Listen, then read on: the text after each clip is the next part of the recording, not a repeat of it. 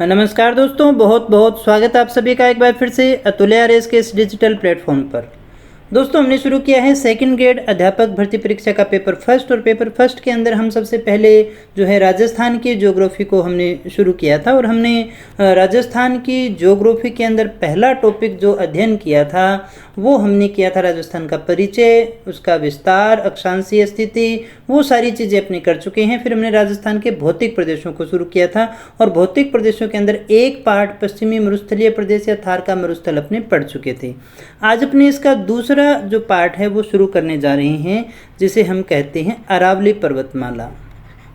अरावली पर्वतमाला या फिर अरावली पर्वतीय प्रदेश हम इसे कह सकते हैं, जिसके बारे में आज हमें अध्ययन करना है दोस्तों। तो अरावली पर्वतमाला के विषय में आज अपने जानने की कोशिश करते हैं और देखेंगे कौन कौन से प्रश्न हैं, कौन कौन सी ज़रूरी चीज़ें हैं जो हमें याद करनी है या जो प्रश्न हमसे पूछे जा सकते हैं। तो दोस्तों, सबसे पहले हमें यहाँ पर जो याद करनी है सबसे ज़रूरी चीज़ है कि इसका निर्माण काल क्या है। दोस्तों, इसका निर्माण काल, ये क्वेश्चन आपसे बहुत बार पूछा जाता है कि इसका निर्माण काल क्या है दोस्तों, यानी इसका निर्माण कब हुआ था या फिर हम कहें कि इसकी उत्पत्ति कब हुई थी दोस्तों।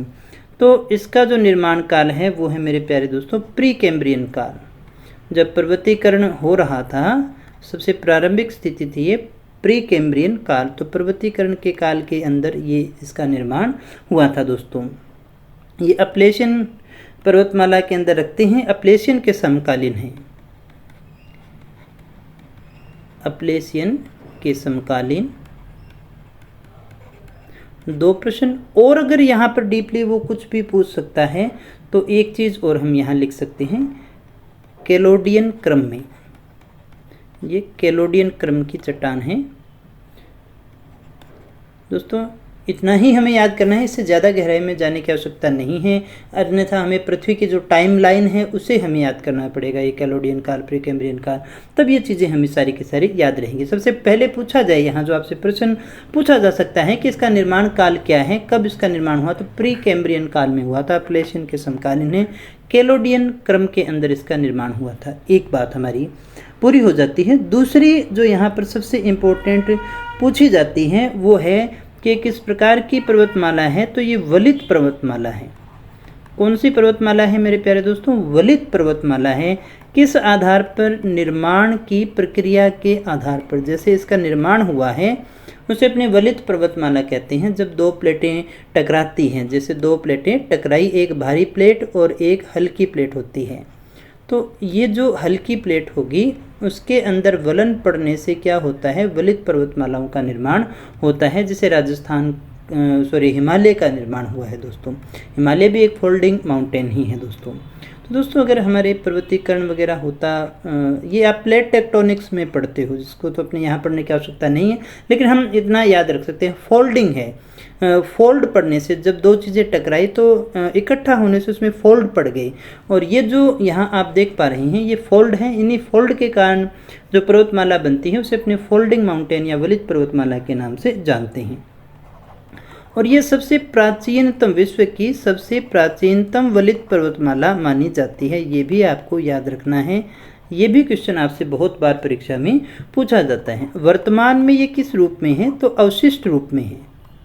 किस रूप में है? अवशिष्ट रूप में। अवशिष्ट पर्वतमाला भी है। अब आप सोचोगे इतने सारे प्रकार किस प्रकार से हो गए, तो एक व्यक्ति जो है वो बीए भी हो सकता है, वो एमए भी हो सकता है, वो भाई भी हो सकता है, वो टीचर भी हो सकता है। उसकी अलग अलग चीज़ें हम कौन से नज़रिए से उसको देख रहे हैं, उसी प्रकार से। अगर आपसे यहाँ से डायरेक्ट ये सारे के सारे क्वेश्चन हैं दोस्तों। अगर आपसे पूछा जाए निर्माण काल कब हुआ था, प्री कैम्ब्रियन काल में, अपलेशियन के समकालीन है, कैलोडियन क्रम की अपने मानते हैं। दूसरी बात, वलित पर्वतमाला का जो है इसे कहते हैं, हम इसे वलित पर्वतमाला कहते हैं क्योंकि ये फोल्डन माउंटेन की श्रेणी में आती हैं और विश्व की सबसे प्राचीनतम वलित पर्वतमाला कहते हैं। अब ये अवशिष्ट रूप में, अवशिष्ट का मतलब देखिएगा, पृथ्वी पर हमेशा समतलीकरण की जो प्रक्रिया है वो चलती रहती है।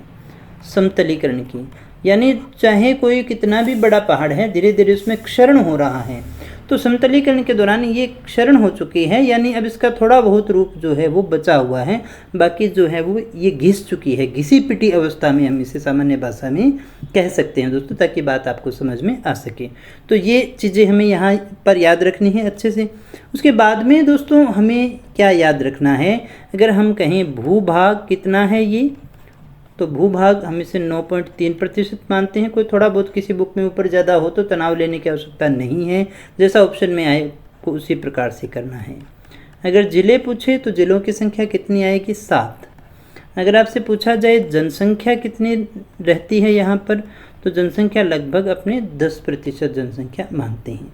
बाकी सारी चीज़ें अवशिष्ट वगैरह हम यहाँ पर अच्छे से डिस्कस कर चुके हैं, जो हमें यहाँ पर याद रखनी है। अब एक और क्वेश्चन यहाँ से जो आपसे पूछे जाते हैं, सारे प्रश्नों की हम बात करेंगे। कुल लंबाई की अगर हम बात करें कि इस पर्वतमाला की कुल लंबाई कितनी है, तो कुल लंबाई है 692 किमी। कुल लंबाई कितनी है मेरे प्यारे दोस्तों? 692 किमी।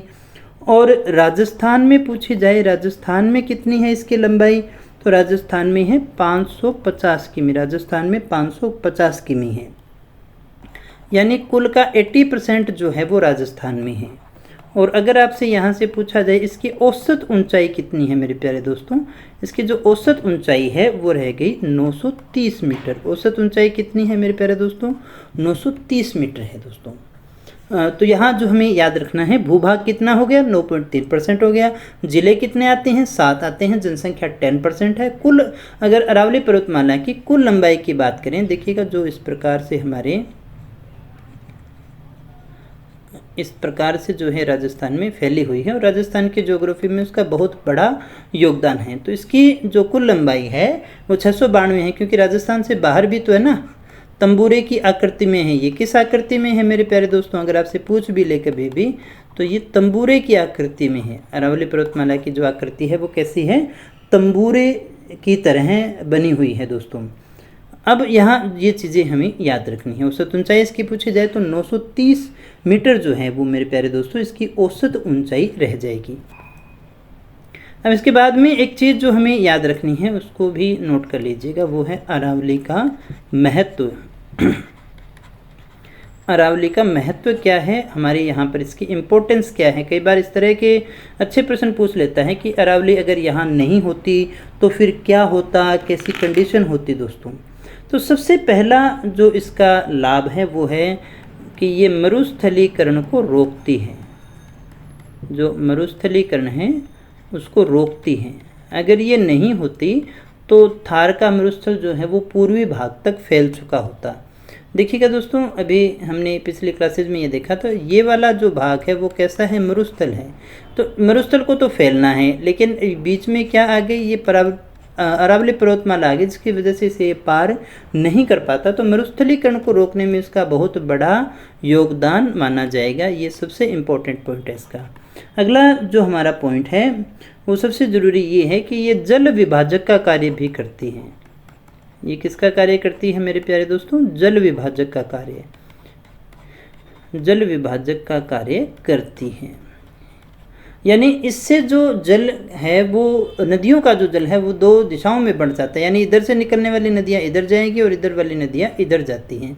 तो एक प्रकार से जल की दिशाओं को पूर्व और पश्चिम में बांटती हैं, इसलिए हम इसे जल विभाजक रेखा के नाम से भी जानते हैं। तो ये जल विभाजक का कार्य भी करती है दोस्तों। इसके अलावा दोस्तों ये अनेक नदियों का उद्गम क्षेत्र भी है।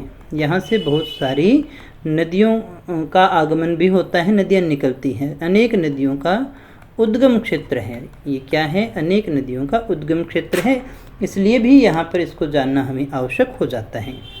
इसके बाद में दोस्तों जो हमें याद रखना है, इसमें बहुत सारे खनिज हैं, और खनिज भी मुख्यतः कौन से? आपको जो धात्विक खनिज मिलेंगे वो धात्विक खनिज कहाँ से मिलेंगे? धात्विक खनिज आपको यहीं से मिलते हैं। तो ये धात्विक खनिज से संपन्न क्षेत्र है। यहाँ पर बहुत सारे धात्विक खनिज आपको देखने को मिल जाएंगे। ये चीज़ आपको याद रखनी है। एक आपको संगमरमर आपको कहाँ मिलेगा? मार्बल आपको कहाँ मिलेगा? मार्बल आपको यहीं मिलेगा, बहुत ज़्यादा पाया जाता है। एक यहाँ पर वन्य जीव हैं, क्योंकि जंगल होंगे वहीं तो वन्य जीव होंगे। वन्य जीव और जैव विविधता वाला क्षेत्र अगर आपसे पूछा जाए तो फिर कौन सा रह गया? यही क्षेत्र हमारा रह जाता है।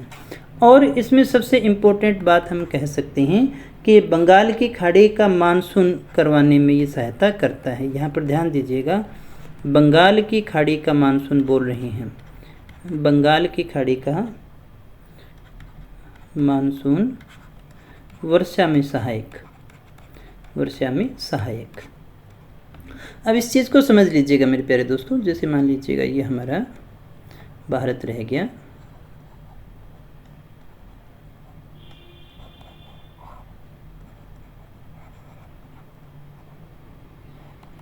ये हमारा भारत रह गया, यहाँ पर हमारा राजस्थान रह गया। अब जो चीज़ हमें जाननी है, ये हमारा अरब सागर है, अरब सागर है, और ये हमारी रहेगी बंगाल की खाड़ी, बंगाल की खाड़ी। अब देखिएगा होता क्या है, मानसून कैसे आता है, तो मानसून इधर से आता है और एक मानसून की शाखा इधर से आती है, लेकिन अरावली की स्थिति राजस्थान में इस प्रकार से है। तो राजस्थान में जब मानसून आता है तो ये अरावली पर्वतमाला जो है उसको रोकने में सक्षम नहीं होती, तो बिना वर्षा की ये हवाएं तो सीधे निकल जाती है। लेकिन बंगाल की खाड़ी का मानसून जब आता है तो ये इसके बीच में बाधा का काम करती है और वर्षा कर देती है दोस्तों। तो इसलिए बंगाल की खाड़ी से जो वर्षा होती है उस वर्षा को करवाने में ये काफ़ी ज़्यादा सहायक है, इसलिए हम इसे इम्पोर्टेंट कह सकते हैं।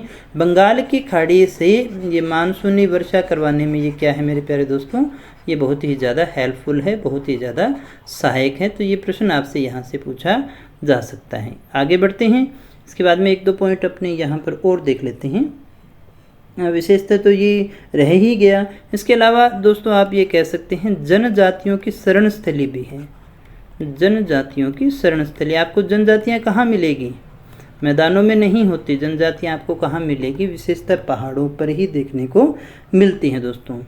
यहाँ पर आपको प्राचीन सभ्यताएं भी मिलेंगी। प्राचीन सभ्यताएं कहाँ हैं, अधिकतर यहीं आपको नदी क्षेत्र में ही मिलती हैं। अरावली पर्वतमाला में आपको ढेर सारी मिल जाएंगी, जैसे कि आहड़ है, गिलुंड है, बैराट है, गणेश्वर है दोस्तों। तो हम इसे कह सकते हैं प्राचीन सभ्यताओं का जनक या जननी भी अरावली हो सकती है। ये कथन भी आपका बिल्कुल सही रह जाएगा। तो मुझे उम्मीद है ये बातें आप अच्छे से समझ रहे होंगे।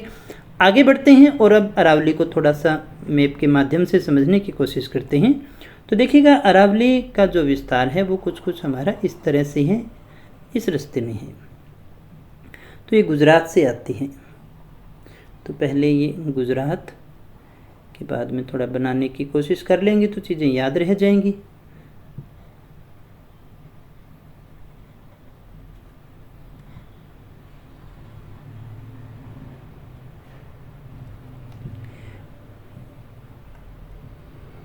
इसे अब अपने बांट सकते हैं अलग अलग क्षेत्रों में। सबसे पहले तो में से एक भाग तो हमारा ये रह जाएगा, एक अपने इसको यहाँ से बांट सकते हैं, इसको यहाँ से बांट सकते हैं और एक अपने इसको यहाँ से बांट सकते हैं। ये चार अपने भाग इसमें देख सकते हैं। ये कौन कौन से हैं, कैसे हैं, क्या क्या चीज़ें हैं। तो सबसे पहले ये देखिएगा, ये हमारा रह गया गुजरात। तो ये गुजरात है, गुजरात में पालनपुर, खेड़ब्रह्म से ये निकलती है पालनपुर गुजरात, ठीक है। ये हमारा रह गया खेड़ब्रह्म, सिरोही जहाँ से राजस्थान में है। इसके बाद में देखिएगा दोस्तों, ये हमारी कौन सी अरावली है, ये है दक्षिणी अरावली। ये हमारी कौन सी अरावली है, दक्षिणी अरावली। ये हमारी मध्य अरावली है, ये मध्य अरावली है। ये हमारी उत्तर अरावली है। ये कौन सी अरावली हो गई, उत्तर अरावली है। ये इधर हमारा रह गया हरियाणा और ये रह गया हमारा दिल्ली। ये हरियाणा और दिल्ली का क्षेत्र हमारा रह जाता है। दक्षिणी अरावली में कौन कौन से क्षेत्र आते हैं, इनको थोड़ा सा समझने की कोशिश करते हैं। तो दक्षिणी अरावली जो है, इसका तीसरा या पहला पार्ट अपने किसी प्रकार से ले सकते हैं हम इसको, सिरोही है। दक्षिणी अरावली में उदयपुर है और एक हमारा आता है राजसमंद। मध्य अरावली की बात करें तो विशेषतः रह गया अजमेर। उत्तरी अरावली की बात करें तो एक हमारे पास में आएगा अलवर, एक हमारे पास में आएगा दौसा और एक हमारे पास में आता है जयपुर। और इधर हरियाणा दिल्ली है ही है। ये दिल्ली में आकर के रायसीना हिल्स में आकर के क्या हो जाती है, समाप्त हो जाती है। यहाँ दिल्ली में ये किस नाम से जानी जाती है, रायसीना हिल्स, रायसीना हिल्स या फिर रायसीना पहाड़ी हम इसे कह सकते हैं। ये जो है इसकी माउंट आबू गुरु शिखर सबसे ऊंची चोटी है। ये कौन सी चोटी है मेरे प्यारे दोस्तों? ये है गुरु शिखर, सबसे ऊंची चोटी है। 1722 मीटर है दोस्तों। कितनी है? 1722 मीटर। तो ये हमारी सबसे ऊंची चोटी रह जाती है दोस्तों। मध्य अरावली की अगर सबसे ऊंची चोटी की बात करें तो वो हमारी रहेगी टाटगढ़। और ये हमारी उत्तरी अरावली की सबसे ऊंची चोटी की बात करें तो वो रहेगी रघुनाथगढ़ी। इन सब के विषय में अपने डिटेल में भी बात करेंगे। ये रघुनाथगढ़ी हमारी रहेगी। तो इस प्रकार से जो आप क्षेत्र है वो देख सकते हैं, वो हमारा अरावली का क्षेत्र है दोस्तों। ये हमारी अरावली है। उम्मीद करता हूँ आपको कुछ कुछ समझ में, एक दिमाग में फीचर आपके बन रही होगी दोस्तों।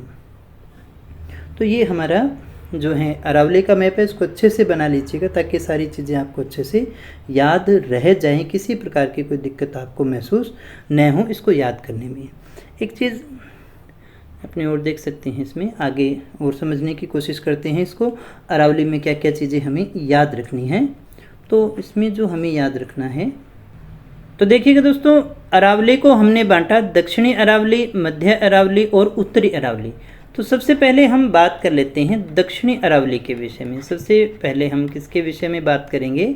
दक्षिणी अरावली के विषय में बात कर लेते हैं। दक्षिणी अरावली क्या है? तो दक्षिणी अरावली को अपने दो भागों में बांट सकते हैं। कुछ एक आबू खंड को अलग से भी पढ़ाते हैं और हम पढ़ते भी हैं, लेकिन ये कोई विशेष मैटर नहीं है। कौन कौन से भागों में बांटेगा ऐसा नहीं पूछता, वो तो आपसे विशेषताओं से ही पूछा जाता है दोस्तों। इसको मेवाड़ी अरावली कह सकते हैं अपने, इसको क्या कह सकते हैं? मेवाड़ी अरावली। और यहाँ पर जो सबसे महत्वपूर्ण चीज़ें हैं उसमें सबसे पहले आता है उड़िया का पठार। एक तो आता है उड़िया का पठार, उड़िया का पठार। दूसरी संरचना हमें इसमें पढ़नी है वो है बेथोलिथ। तीसरी संरचना हमें यहाँ पढ़नी है वो है गुरु शिखर। कौन सी? गुरु शिखर। चौथी संरचना हमें यहाँ पढ़नी है वो है मेरे प्यारे दोस्तों भाखर। हमें क्या पढ़ना है? भाखर पढ़ना है। मेवाड़ी अरावली की बात करें तो यहाँ पर आपको दो चीज़ें मिलेंगी। आपको यहाँ पर देखिएगा पठार भी मिलेंगे और आपको यहाँ पर पहाड़ भी मिलेंगे, और दोनों चीज़ों को हमें साथ ही देखना पड़ेगा, अलग से हम इसको नहीं देखेंगे। तो यहाँ पर कौन कौन से पठार हैं? बोराट है, दूसरा यहाँ पर है भोमट, यहाँ पर आपको भोमट मिलेगा। तीसरा आपको यहाँ पर मिलेगा लसाड़िया, तीसरा आपको लसाड़िया मिलेगा। चौथा है ऊपरमाल। ये सारे के सारे अच्छे प्रश्न हैं, डायरेक्ट आपसे परीक्षा में पूछे जाते हैं। एक मेसा का पठार है। पहाड़ियों में अगर हम बात करें तो आपको याद करना है देशहरों, फिर आपको याद करना है गिरवा, फिर आपको याद करना है गिरवा, फिर आपको याद करनी है मानगढ़, और फिर आपको याद करनी है कुकरा। तो ये कुछ एक चीज़ें हैं जो हमें यहाँ पर अच्छे से याद करनी है। अब हम इनको एक एक करके बड़े अच्छे से डिस्कस करते हैं दोस्तों। तो यहाँ जो सबसे पहले हम बात करेंगे वो कर लेते हैं उड़िया पठार के विषय में। सबसे पहले यहाँ जो आपको दिया हुआ था वो था उड़िया पठार। उड़िया पठार, तो उड़िया पठार कहाँ है दोस्तों? एक तो ये याद रखिएगा, ये 1362 मीटर हैं, 1362 मीटर हैं। दूसरी बात इसकी यह है राजस्थान का सर्वोच्च पठार है। ये राजस्थान का सर्वोच्च पठार माना जाता है। ये क्या है दोस्तों? प्यारे दोस्तों, ये राजस्थान का सबसे बड़ा पठार रह गया। फिर एक और बात यहाँ हमें इसमें याद रखनी है, एक तो क्या रह गया? सबसे बड़ा सर्वोच्च पठार रह गया, और ये कौन से ज़िले में है? तो ये रह गया सिरोही में। कहाँ पर है मेरे प्यारे दोस्तों? ये सिरोही में रह गया। तो उड़िया पठार सबसे ऊंचा पठार है। कितना ऊंचा है? 1362 है। जो माउंट आबू है, जो आबू खंड है, जस्ट उसके नीचे ही है दोस्तों। तो दूसरी जो हमने यहाँ पर लिखी थी संरचना, वो लिखी थी बेथोलिथ। हमने क्या लिखा था मेरे प्यारे दोस्तों? बेथोलिथ। तो बेथोलिथ होता क्या है, पहले इसको थोड़ा सा समझ लेते हैं। बेथोलिथ देखिएगा, जो ज्वालामुखी क्रिया के कारण जो लावा निकलता है दोस्तों, ये आंतरिक गुंबदाकार स्थल होता है। जैसे मान लीजिएगा पृथ्वी से जब हम नीचे जाते हैं, नए पेज पे इसको थोड़ा सा समझ लेते हैं अपने। जैसे मान लीजिएगा ये हमारा रह गया भूपटल, इसको आप क्या कह सकते हैं? भूपटल कह सकते हैं। ये हमारा भूपटल रह गया। इसके नीचे 100 से 200 मीटर पर 100 किमी से 200 किमी अगर अपने गहराई पे जाएंगे तो यहाँ पर आपको मिलेगा प्लास्टिक दुर्बल मंडल। ये जो मंडल है वो क्या कहलाता है? ये प्लास्टिक दुर्बल मंडल कहलाता है। ये सेमी लिक्विड है, जैसे हम यहाँ पर सतह पे कठोरता देखते हैं उतनी यहाँ पर नहीं होती। तो यहाँ पर जो है आपको गर्म होने के कारण कुछ जगह हॉटस्पॉट मिलेंगे। क्या मिलेंगे दोस्तों? हॉटस्पॉट मिलते हैं। और इसी के पास में होता है लावा। जब ये बहुत ज़्यादा इसका वेग होता है, बहुत ज़्यादा भूगर्भीय हलचलें होती हैं, तो यहाँ से ये जो लावा है ये क्या करता है? बाहर निकलने की कोशिश करता है। तो इसमें दो चीज़ें होंगी, या तो ये लावा बाहर निकल जाएगा, या तो ये लावा क्या होगा? इसको तोड़ करके बाहर निकल जाएगा। तो इस प्रकार से जो ज्वाला बाहर आती है उसे हम क्या कहते हैं? ज्वालामुखी। अगर ये बाहर निकल आया तो ये क्या कहलाएगा? ये बाह्य ज्वालामुखी कहलाएगा। ये क्या कहलाएगा मेरे प्यारे दोस्तों? बाह्य ज्वालामुखी, जो कि ज्वालामुखी पर्वत का निर्माण करता है। लेकिन कई बार ये पूरा इसका वेग नहीं होता, इतनी ताकत नहीं होती, इसलिए नीचे ही रह जाता है और यहाँ पर इस प्रकार से कुछ कुछ आकृतियाँ बना लेता है। ये खाली अपने समझने के लिए यहाँ पे लिख रहे हैं, देख रहे हैं, तो ये आकृतियाँ बना लेता है। तो इसी प्रकार से एक आकृति ऐसी भी बन जाती है। ये जो इस प्रकार की गुंबदाकार आकृति होती है इसे ही हम क्या कहते हैं? बेथोलिथ के नाम से जानते हैं। ये क्या कहलाती है मेरे प्यारे दोस्तों? बेथोलिथ है। यही क्या कहलाएगी? बेथोलिथ कहलाती है दोस्तों। ये डाइक हो गई, ये फेकोलिथ हो गई, ये सिल हो गई। इस प्रकार से बहुत सारी आकृतियाँ बनती हैं। तो यही आकृति जो है वो एक समय के अंदर मान लीजिएगा इस तरह से हो गया, ये मिट्टी ऊपर की हट गई तो ये गुंबद बाहर रह गया। तो इसी प्रकार की जो संरचना होती है जिसे अपने बेथोलिथ के नाम से जानते हैं।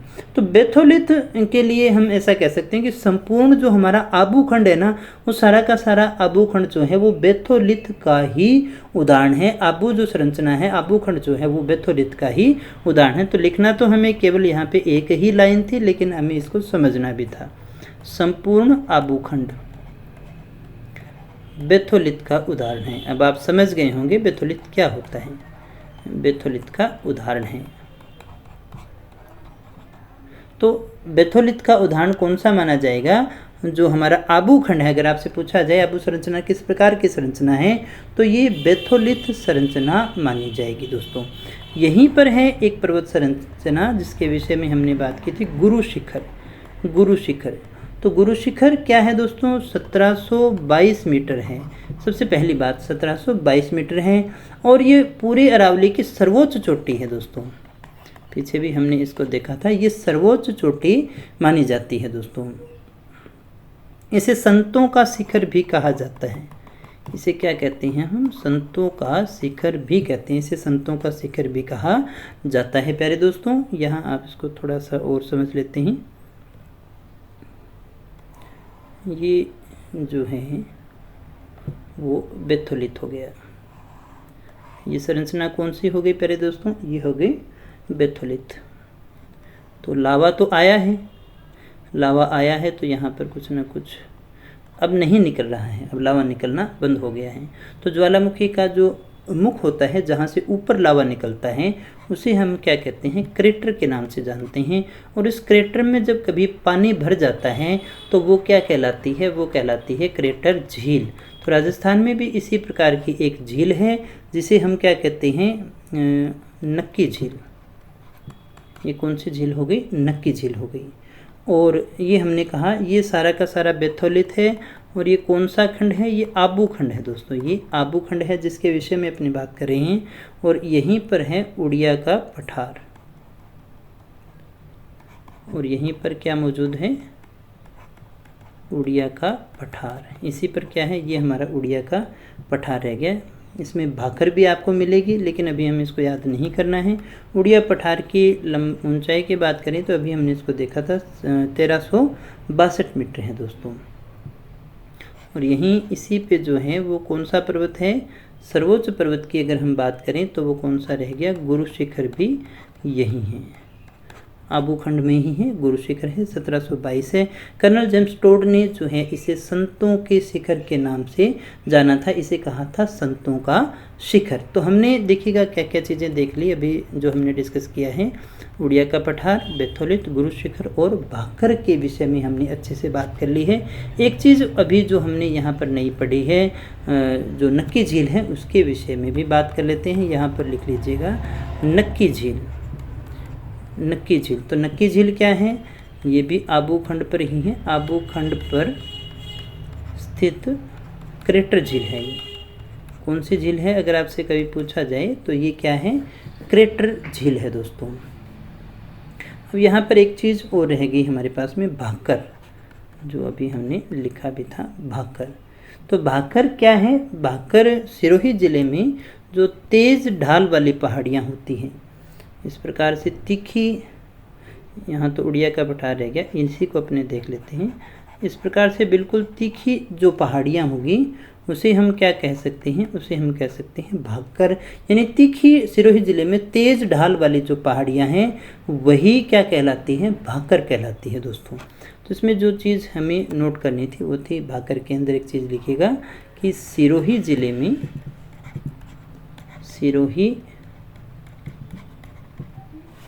में तेज़ ढाल वाली पहाड़ियाँ, सिरोही ज़िले में तेज़ ढाल वाली जो पहाड़ियाँ हैं उसने ही हम क्या कहते हैं? भाकर के नाम से जानते हैं। तेज़ ढाल वाली जो पहाड़ियाँ हैं वो क्या कहलाती हैं? भाकर। अब यहाँ पर अपने को याद रखना है इसराना भाकर। इसराना भाकर जो है 839 मीटर है। कितनी ऊंची है मेरे प्यारे दोस्तों? 839 मीटर है। ये सिरोही में है। और लेकिन एक है रोजा भाकर। कौन सी भाकर? रोजा भाकर। रोजा भाकर जो है वो 730 मीटर है। और ये कहाँ है मेरे प्यारे दोस्तों? ये है जालोर के अंदर। ये कहाँ रह गई? जालोर के अंदर दोस्तों। इसके बाद में आगे जो हमें अध्ययन करना है वो है मेवाड़ अरावली के विषय में। आगे अपने मेवाड़ अरावली के विषय में चर्चा करेंगे दोस्तों, लेकिन आज थोड़ा सा समय कम है। बाकी चर्चाएं अपने कल की क्लास में करेंगे। मेवाड़ अरावली को अच्छे से समझेंगे दोस्तों। थोड़ा सा एक बार मैं आपको फिर से बता दूं, 27 तारीख तक थोड़ी सी व्यस्तता है, क्लासेस ज़्यादा है क्योंकि ऑफलाइन में भी होती हैं, इसलिए मैं आपको थोड़ा सा कम टाइम दे पा रहा हूँ। जैसे ही ये परीक्षा हो जाएगी पूरा समय आप लोगों के लिए है और हम बेहतर तरीके से जल्दी सिलेबस को पूरा करने की कोशिश करेंगे दोस्तों। तो इसी प्रकार से बने रहिएगा हमारे साथ। Thank you very much.